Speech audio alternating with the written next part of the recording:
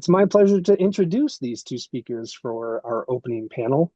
Dr. Xenia Chan joins us from Augustana University, where she serves as Assistant Professor of Religion, specializing in Hebrew Bible.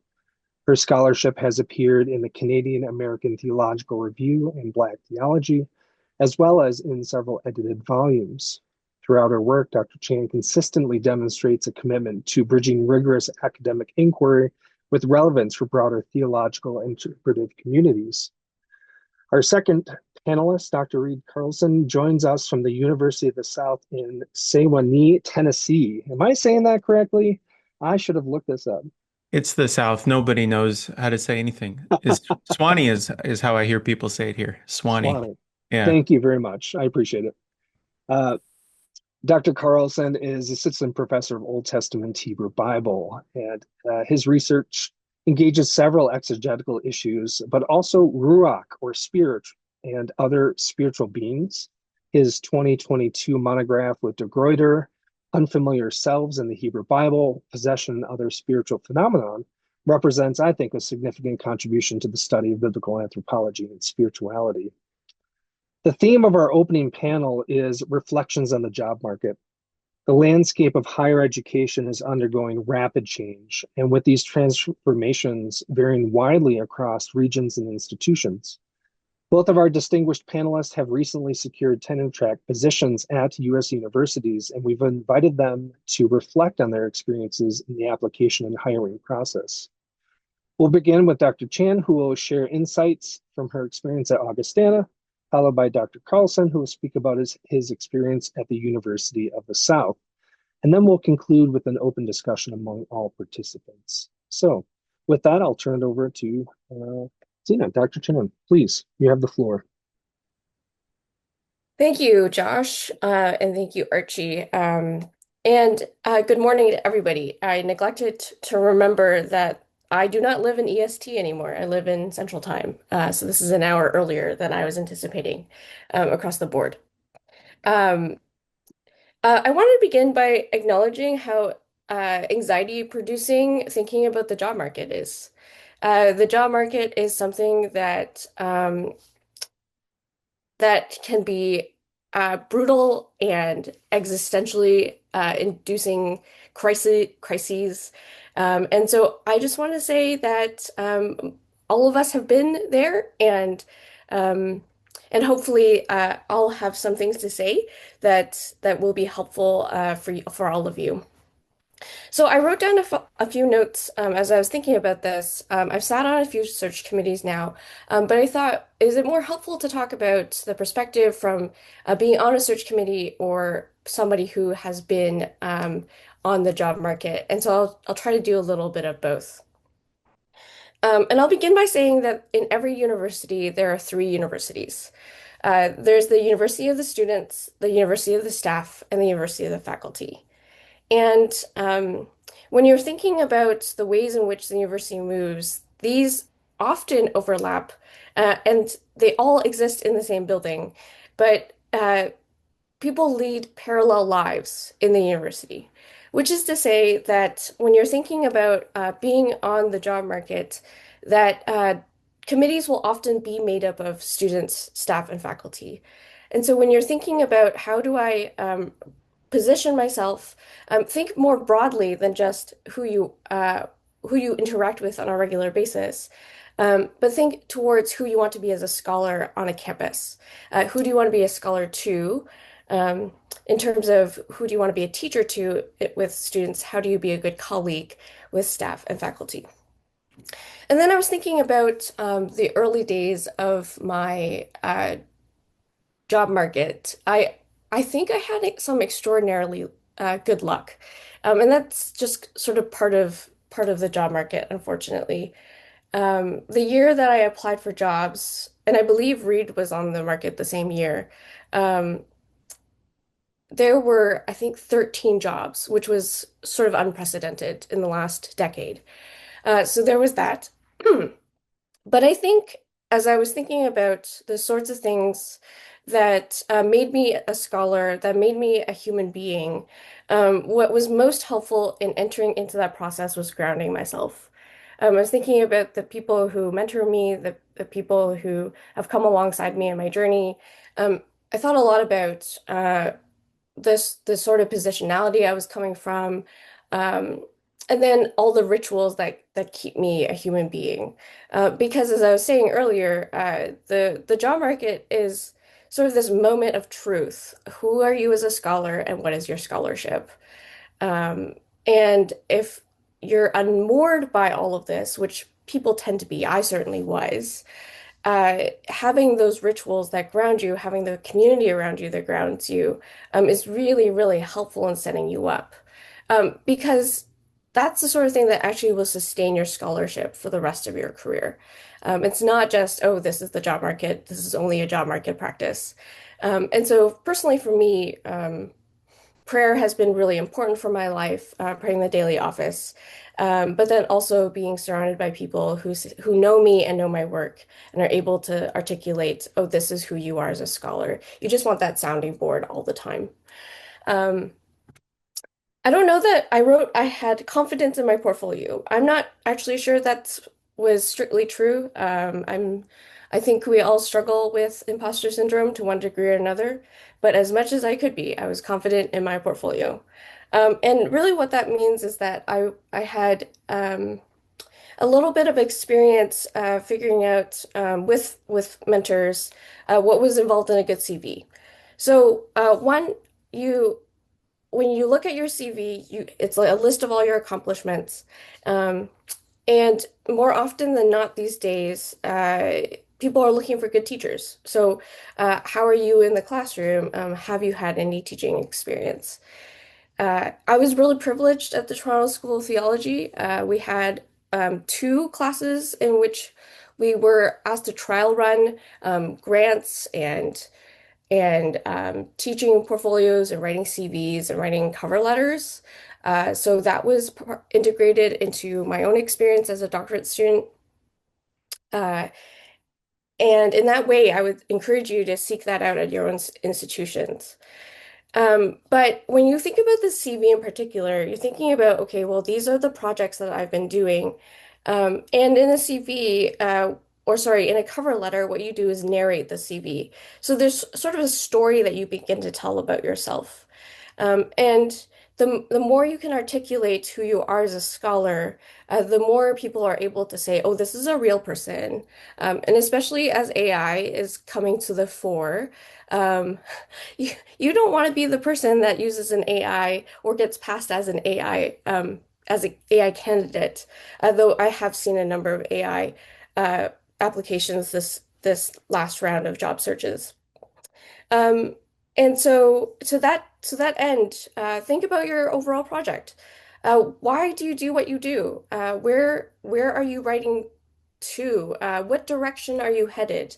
And in what way do you contribute to the broader academy? When you get on campus, think about the people who you will daily interact with. And I think my rule of thumb everywhere I go is be unfailingly kind. Um, and so just, you know, I don't know, I don't want to overstate this, but be a real human being when you step onto the campus. Because what people are looking for on the other side of the job search is a colleague for life, right? They're really looking for a colleague who's there for 15, 20, 50 years. And so they're looking for someone who has both the capacity to work and have the capacity for longevity. Um, and and be consistent. If we're narrating a certain story on your CV into the cover letter, bring that up when you come into the interview, and be able to say, this is who I am. I am consistent across the board, and play to your strengths. So that's probably what I'll stop with. All right, that's great. Thank you so much. Reed, we will turn it over to you and then we'll move to open conversation. Sounds Reed, the good. floor is yours. Thank you. Good morning, everyone. I thought I would share a little bit about my story and maybe make a few observations, but I think probably in the end, the most um, valuable thing will probably be the Q&A. So I graduated out of my doctorate in 2019, and I was very fortunate in that I landed in a position, in a tenure track position, right out of my PhD, which is really unusual. And I think that there were steps that I took and luck that I had that made that possible. But as I was thinking about what to say at this panel, I realized how different everything is now, and it in many ways people can't really predict. Um, can I ask how many of you are there MA students or people at the master's level here? A few. Okay, so some of you are thinking about getting into PhDs. Some of you are in PhDs thinking about jobs, and some of you are out of your PhD. Yeah. Um, I think that in terms of, it's hard for me to say you should do this. I'll just tell you what I did.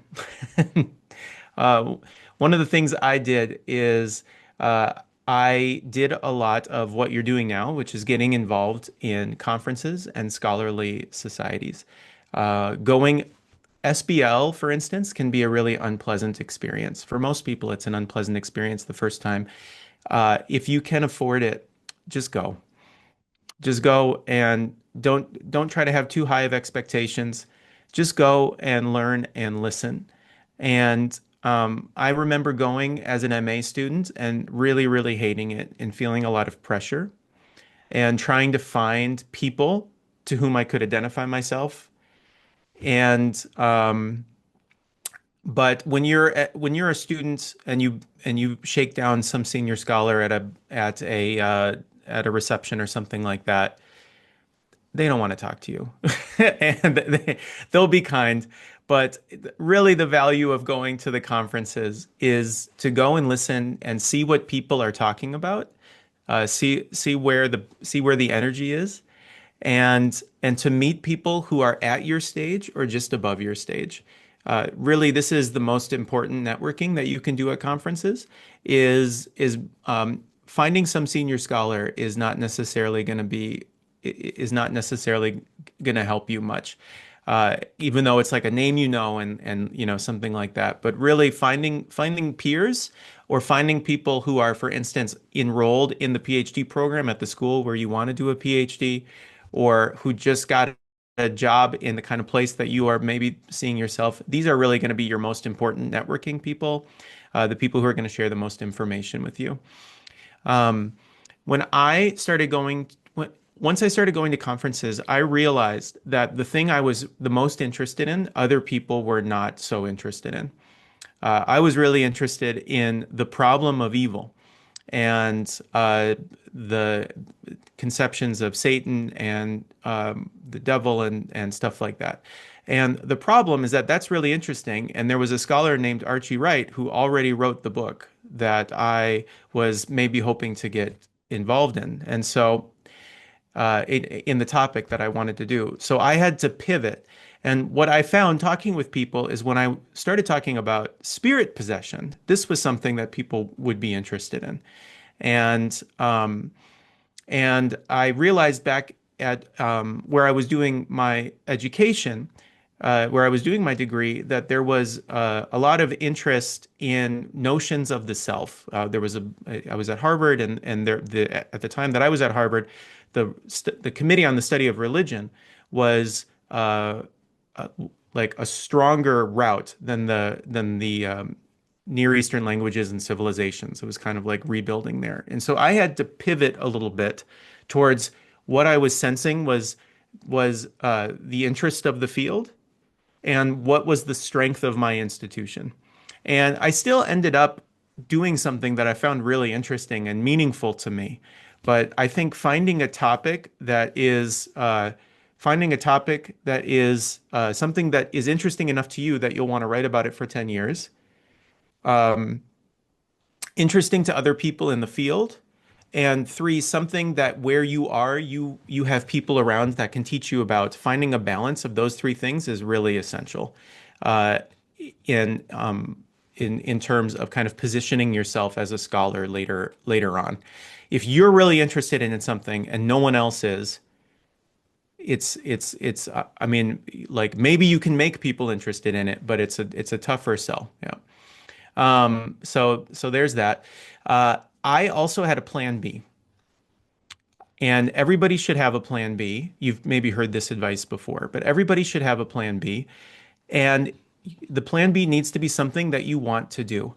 And number one, and this is important for a number of reasons. First is that it is a huge relief to know if you're going into a job interview that your family isn't dependent on you landing this job in order for them to eat or whatever. Like it makes you interview better. It makes you feel more, just exude more confidence, and it helps you sleep at night. Like at least for me, and so there are lots of different plan Bs.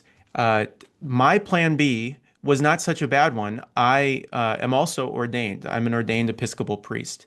And this has helped me. So depending on what tradition you're coming from, if you are feeling, I'll just say this, if you are feeling any kind of call or wondering about ordained ministry, I suggest you strongly consider it because I when I was on the market, I actually had two tenure track job offers when I came out of my PhD, and I would not have gotten either of those were I not ordained. So, I don't know that I would have even made it onto the short list, to be honest. So that's something to just take that for what it's worth. The other reason that you want to have a plan B is that there's a good chance you'll end up having to do it or kind of sort of do it part-time. The reality is there are actually a lot of jobs out there that are not tenure track and not really posted or advertised. People still need classes taught, and and um, and especially if you have some kind of ecclesial affiliation, there is still work for intellectual leaders in churches. And being on search committees for tenure track positions, we understand this, and we don't look down on people applying to our jobs who aren't in a tenure track position or aren't fresh out of their THD. If someone is a local priest in an Episcopal parish, but they have a PhD, if someone is working a contingent job somewhere, if someone's bivocational, teaching a little, doing a little bit, like I look at those people, and I think most of my colleagues, even like older colleagues who are from like the previous world, there's no judgment kind of about that. The key is just keep publishing. That's kind of how you stay in the game is you find a way to continue publishing. Um, and there are advantages to being in one of these kind of part-time or contingent roles. Often you don't have a lot of committee work, you don't have advisees. You can say no to more things and just say, like, sorry, if you want me to be involved in that, pay me more. Or offer me a permanent position or something like that. And when an institution puts you in one of those kinds of situations, you are well within your right to say no to things, even though they want to pay you and make you contingent, but have you fulfill the roles that tenure track people do. And then if you need extra income, that plan B is there. Yeah. Um, I let's see. I have more to say, but I just want to leave it up for Q&A because I think that'll be helpful. So I landed, I'll just say this. So I was in a position, I was in a tenure track position for 5 years, and then I moved to this job. And the last thing I'll say is about that is I've been in this position now for a year and a half. And sometimes that's necessary. As Xenia said, people are looking for a lifetime colleague, and indeed that was what my intention was at my last position, and but for a variety of reasons, there were family reasons and professional reasons that I realized that I needed to move to a new place. And some advice I got from a mentor that was really, really helpful during this time when I had a position but realized I needed to move was don't move sideways. Only move up. And it's because even if the place where you are isn't great, even if the institution feels unhealthy or something like that, probably a sideways move, they got their own stuff that they're dealing with too. And and you don't know what it is. At least at the place where you are, you know what it is and you know how to deal with it. A new if you are in, even if it's a contingent role, even if you're teaching 8 classes a year in whatever, some topic that is not your specialty, something that you don't care for, it's not worth it to move sideways. Usually, almost always, it's not worth it to move sideways. It's better just to be patient and wait it out.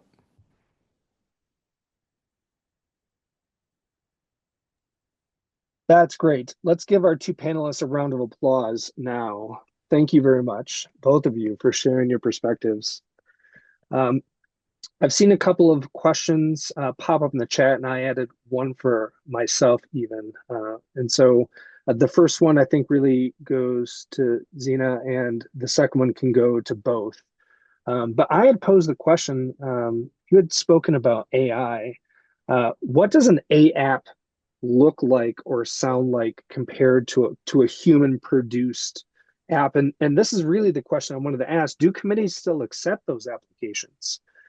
And I say that because um, like I use spell check. That is technically AI. I use Grammarly when I'm typing certain things because I want to make sure that I am respecting other writings. Like it does a quick check to look for plagiarism, and that's helpful for me, um, only because I write from memory quite often.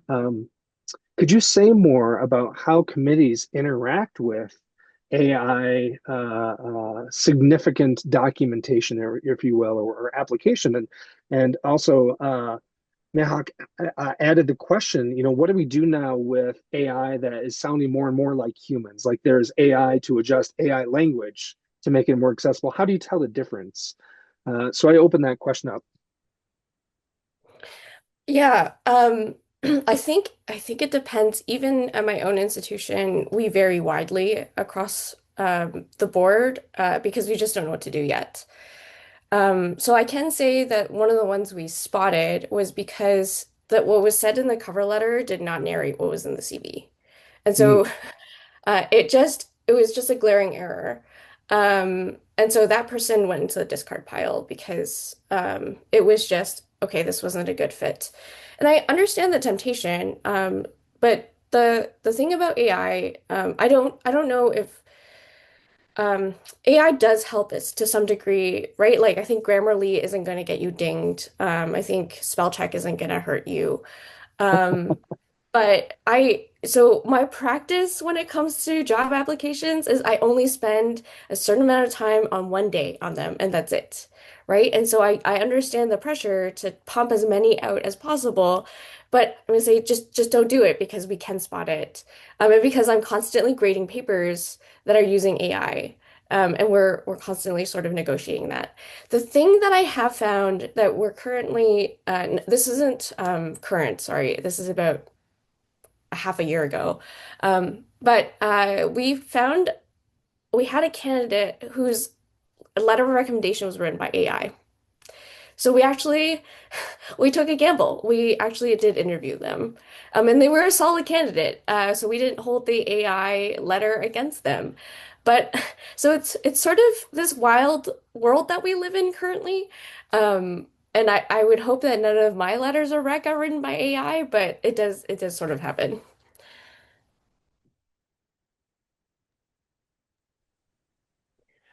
Josh, I might go after the second set of questions if that's all right, just because we don't Please. have a Yeah, lot of time. I agree with what Xenia has said. I think it's really helpful. Um, I'll just say publishing is tricky. I published something when I was a master's student, And it took a ton of my time and energy. It was in a peer-reviewed journal, but not one that m many people had heard of. And when I go back and read it today, I'm not impressed.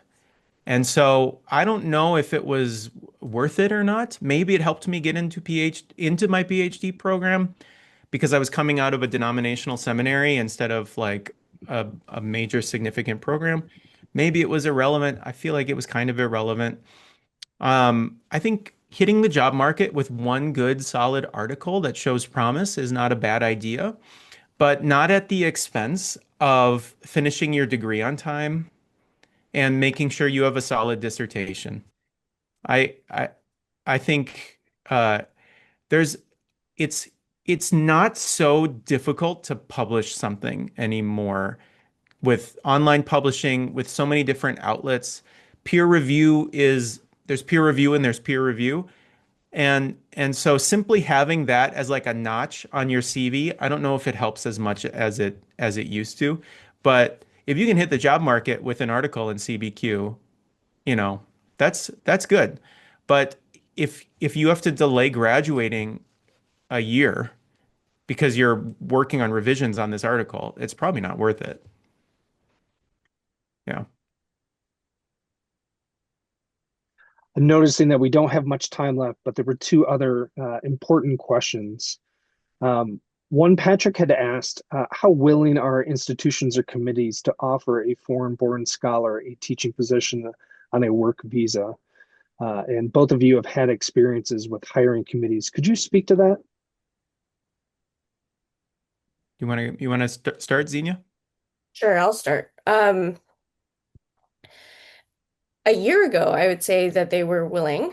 Um, the new H-1B restrictions that involves too much money, I think is actually putting a damper on hiring people born outside of the US or non-Americans.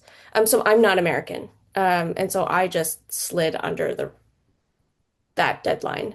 Um, and I think it will depend. So if you're already on an H-1B and you're applying for another job, that's probably going to be better because you're not actually applying for a new H-1B. The issue is if you're moving from a J to an F to an H-1B, at that point that fee does kick in. And I know a number of institutions have said that they're going to be having a hiring freeze. They're only looking at Americans. Um, there are a couple institutions that I know that are looking at if you have an R visa, they're going to try to hire you on that. If you happen to be Canadian, you can still be hired on a TN without being affected. Fingers crossed. But yeah, I think it's really tricky right now. It's just kind of our current reality. I think that's I mean I think Xenia knows more about it than I do. And I think that in the institutions where I've worked, we've hired we've hired foreign-born scholars when they fill a very important gap in the institution. And but I think the way the culture is going is if someone if a national can fill the same gap, then the institution will probably go with the national person. I'll maybe go after Colin's question if that's all right, Josh. That's what I was going to say. Yeah, Yes. The last yeah. question that Colin offered up, and I'm not going to read the whole So question, but Colin had yeah, proposed, how have CVs changed? it's my understanding that what makes a CV different from a resume is that the CV lists everything. So you can't leave anything off, even the stuff you wish wasn't there. This is like traditionally, this is not everybody follows this, but this is as I understand, like the rule of the CV and why they're so long. That being said, it doesn't mean it's got to be on the first page, you know? And so uh, get look at CVs and don't look at senior scholars CVs. Look at people who are at your stage and see what they're doing and find ways to bury stuff at the end. You know, find a way to get all your best stuff on the first page of your CV. You know, divide it, come up with some arbitrary division so that you can put, even though two things are ostensibly in the same category, Like find a way to get that stuff you're not proud of and put it at the end or something, you know. Maybe it's not that you're not proud of it, but it's just not as relevant as some of your other work. There's creative ways of doing this. Xenia, do you have anything to add on that particular note about how CVs have changed? No, I think Reed hit the nail on the head. Yeah. And in terms of how to communicate it, Colin, that's what your cover letter's for. Mhm. This has been a great opening panel. Let's give our speakers another quick round of applause as we finish out here.